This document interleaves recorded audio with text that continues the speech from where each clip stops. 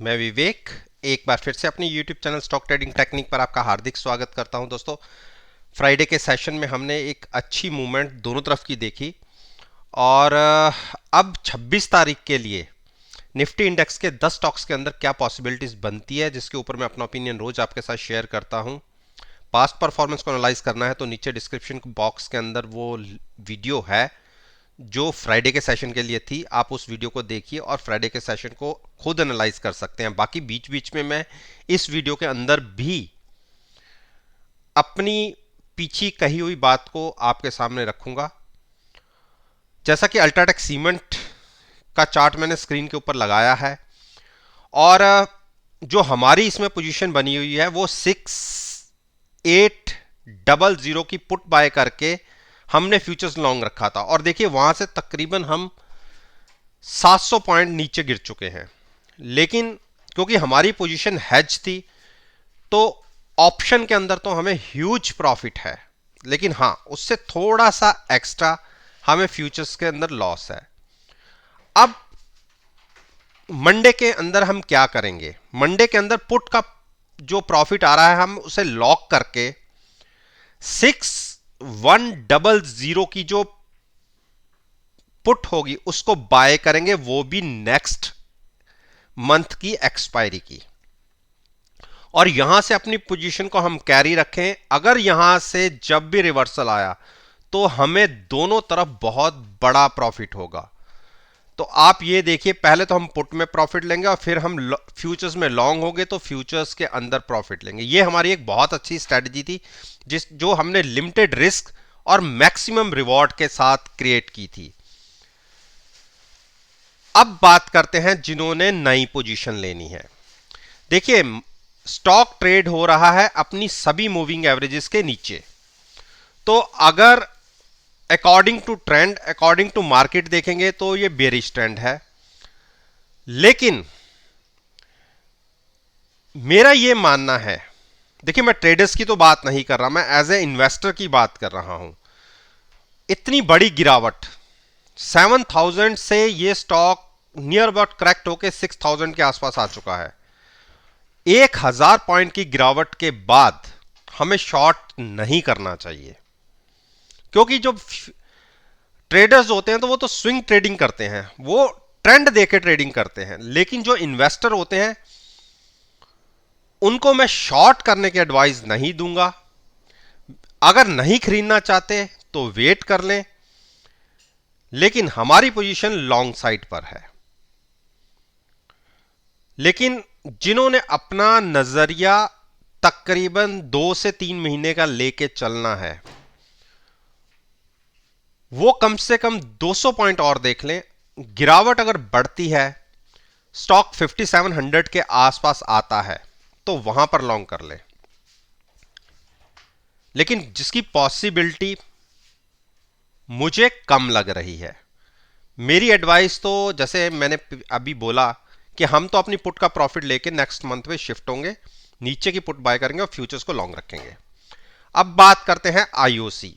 IOC ने एक range bound trade दिया है और जब तक ये 90 के नीचे है फ्रेश लॉन्ग्स मत कीजिए। हमारी पोजीशन 90 की पुट के साथ लॉन्ग में ऑलरेडी बनी हुई है, तो इसलिए 90 की पुट थी हमारी और फ्यूचर्स लॉन्ग था। हाँ, नीचे हमारी सारी पोजीशन हेज है, हमें कोई अनलिमिटेड लॉस का रिस्क नहीं है। ऊपर हमने प्रॉफिट का घर पूरा खोल के चल रहे हैं। 91.50 क्रॉस होगा तो आपको 94 के टारगेट्स देखेंगे। अगर किसी कारण से मंडे को गिरावट दिख भी जाती है तो इस पुट का प्रॉफिट लेके भी हम अगले मंथ की एक्सपायरी में शिफ्ट होंगे, नीचे की पुट बाय करेंगे और फ्यूचर्स को एज इट इज लॉन्ग रहने देंगे। शॉर्ट की मैं एडवाइस नहीं करूंगा। ऑलरेडी 105 106 के 105 106 के रेट से ये स्टॉक तकरीबन 90 से भी नीचे गिर चुका है, तो 15 पॉइंट के आसपास 50% के आसपास की गिरावट इनफ होती है। तो मैं नहीं चाहूंगा कि आपको मैं यहां से शॉर्ट करवा के ट्रैप कराने की कोशिश हो जाए। तो आप देखिए, एक बुलिश क्रॉसओवर की पॉसिबिलिटी दिख रही है नीचे के, और एमएसीडी भी 37 के आसपास है, तो एक रिवर्सल की पॉसिबिलिटी 80 to 85% बढ़ती है।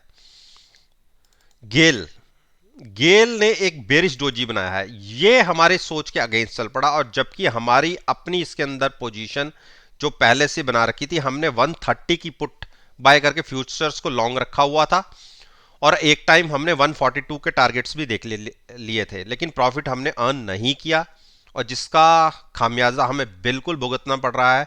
हमारी ऑप्शन का प्रीमियम तो डिके हो गया, लेकिन फ्यूचर्स में हमें प्रॉफिट नहीं मिला। लेकिन फिर भी कुछ प्रीमियम को हम बचाने की कोशिश करेंगे, और अपनी इस पुट को जो हमने 130 की बाय की थी उसको शिफ्ट करेंगे नेक्स्ट मंथ की पुट के साथ, यानी हमें एक महीना और मिल जाए। हाँ, एक्स्ट्रा थोड़ा सा मैं मान रहा हूं कि फ्यूचर्स में नुकसान नहीं है, लेकिन पुट की ऑप्शन के अंदर हमें नुकसान हो रहा है। तो इस पोजीशन को हम एज इट इज कैरी करेंगे नेक्स्ट मंथ में। और अब जिसको नई ट्रेड लेना है, देखिए आरएसआई 40 के आसपास है, देखिए थोड़ी गुंजाइश बनती है कि 30 तक जा सकती है। तो अगर यहां से जो पिछला लो बना था, आप ये देखिए 127.25 के लिए अगर कोई शॉर्ट करना चाहता तो बिल्कुल अपने रिस्क के ऊपर कर सकता है। उस केस में 130 की कॉल बाय करके आप 3 रुपए के लिए, 3 से 4 रुपए के लिए शॉर्ट कर सकते हैं, लेकिन मैं शॉर्ट करना पसंद नहीं करूंगा। मैं इसको डिप के ऊपर बाइंग करना ही पसंद करूंगा। मानता हूं कि मेरी पिछली कही हुई बात गलत साबित हुई है, लेकिन एक टाइम हमने 142 के प्राइसेस को भी छुआ था, उस टाइम हम अच्छे प्रॉफिट में थे। तो शॉर्ट करने की मैं एडवाइस नहीं दूंगा, लेकिन बाइंग करने के लिए भी थोड़ा सा वेट कर लीजिए। टाटा मोटर्स ने देखिए एक बेरिश डोजी क्रिएट किया है, और हैमर भी कह सकते हैं इसे, बेरिश हैमर। तो एक शॉर्ट का कैंडिडेट बन सकता है। टारगेट होगा 280 का। अगर हम नीचे ओपन होते हैं, 10-15 मिनट देखिएगा, 290 के आसपास की कॉल बाय करके फ्यूचर सेल करने की एक स्ट्रेटजी हो सकती है 280 के टारगेट के लिए। लेकिन जब तक ये स्टॉक 305 ऊपर की तरफ क्रॉस नहीं करेगा, हम इसको लॉन्ग नहीं करेंगे। यूपीएल एक बेरिश साइड पे ट्रेड कर रहा है, तो बिल्कुल शॉर्ट का कैंडिडेट है। क्लोजिंग मिली है 586 की, 590 की कॉल बाय करके फ्यूचर सेल करने की एक स्ट्रेटजी बन सकती है। लेकिन अगर हम पिछली क्लोजिंग यानी 585 की क्लोजिंग से नीचे ओपन हो, 10 से 15 मिनट नीचे बने रहे, तो टारगेट होगा 550 का।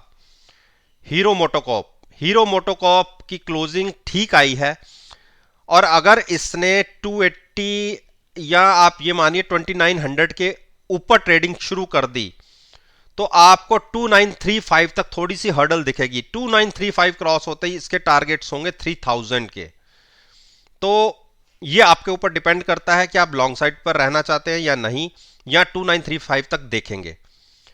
अगर 2865 की क्लोजिंग है, इसके ऊपर ओपन होता है, कंटिन्यूस बना रहता है, तो 2850 की कॉल पुट बाय करके भी फ्यूचर्स लॉन्ग कर सकते हैं। दो हर्डल्स हैं, 2910 2935, दोनों निकलती हैं तो 3000 का टारगेट। शॉर्ट मत कीजिए। टाइटन ने एक बड़ी गिरावट दिखा दी, और मुझे लगता नहीं है कि ये 1440 को ब्रेक करेगा। देखिए पिछले जो लो थे वो भी यही थे, और जैसी गिरावट दिखी है, मैं लॉन्ग की अगर बात कर रहे हैं तो लॉन्ग थोड़ा सा अवॉइड कर दीजिए। लेकिन हाँ, जिसका नजरिया तकरीबन एक महीने का है, एक महीने के नजरिए जिसका है कम से कम मई एक्सपायरी तक का, वो पोजीशन को डिप पर बाइंग करके ले जा सकता है। 1440 के आसपास अगर मिलता है तो कॉल बाय करके, पुट बाय करके फ्यूचर्स लॉन्ग कर सकते हैं। देखिए स्टॉक्स को हमेशा डिप पर ही बाय कर सकते हैं। मैं इन्वेस्टर्स की बात कर रहा हूं, मैं ट्रेडर्स की बात नहीं कर रहा, जिन्होंने ट्रेंड देख के ओवर ट्रेड करना है। और जो इन्वेस्टर्स होते हैं, जो छोटे छोटे अमाउंट लेके ट्रेड करते हैं, मैं ऑप्शंस बाय करके ट्रेड करने की बात नहीं कर रहा। और अगर पैसे बनाने हो तो हमेशा ऑप्शन सेल करके ही पैसे बनते हैं। तो जिनको अपना पोर्टफोलियो में इस स्टॉक को ऐड करना है तो वो 1440 के आसपास ऐड कर सकता है। लेकिन यहां से अगर पुल बैक दिखा तो वो भी अच्छा बड़ा हो सकता है, जो 1500 आपको इजीली दिख जाएगा। तो इस स्टॉक ने जो रिसेंटली लो लगाए थे अगर मैं बात करूं 22 फरवरी के 1400 के, वहां से ये स्टॉक 60 पॉइंट्स ऊपर है अभी भी। तो हाई से ये देखिए तकरीबन तकरीबन 150 पॉइंट्स गिर चुका है।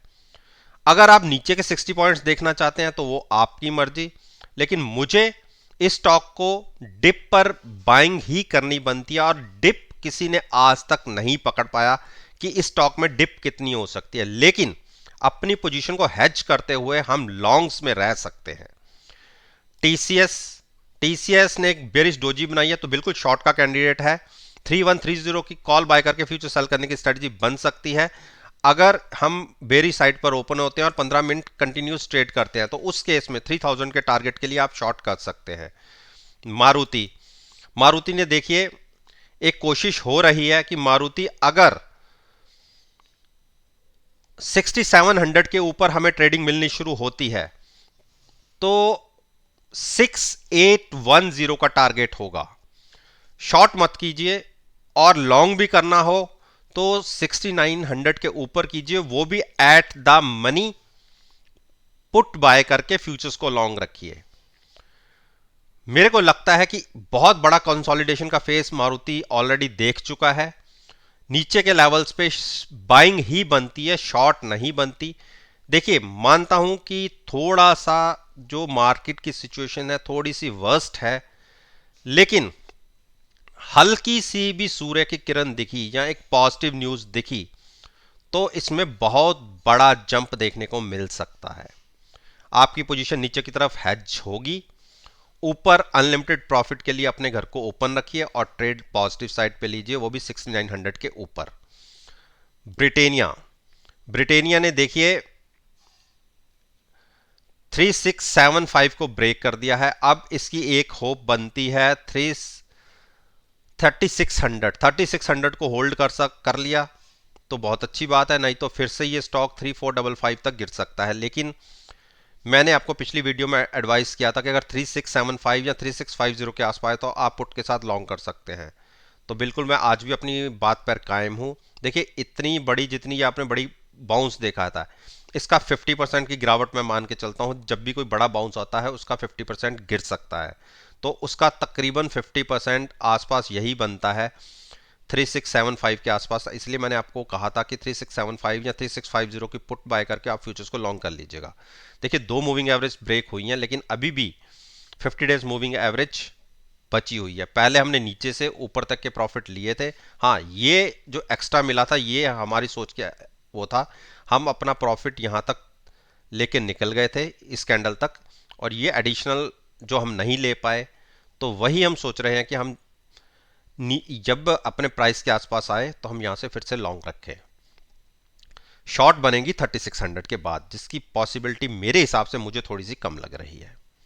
तो दोस्तों, ये मैंने निफ्टी इंडेक्स के 10 स्टॉक्स के ऊपर अपना ओपिनियन आपके साथ शेयर किया है, और मेरा मानना है कि अगर मेरी इस वीडियो को आप 26 अप्रैल के सेशन के साथ एनालाइज करेंगे, यकीन मानिएगा आपको बहुत अच्छे पॉजिटिव रिजल्ट्स देखने को मिलेंगे। वीडियो अच्छी लगी हो तो लाइक जरूर कीजिए, शेयर कीजिए, और मेरे यूट्यूब चैनल को सब्सक्राइब करना मत भूलिएगा, और साथ में बेल आइकन का बटन प्रेस करेंगे तो नोटिफिकेशन टाइम से आप तक डिलीवर हो जाएगी। इस बात के साथ मैं आपसे विदा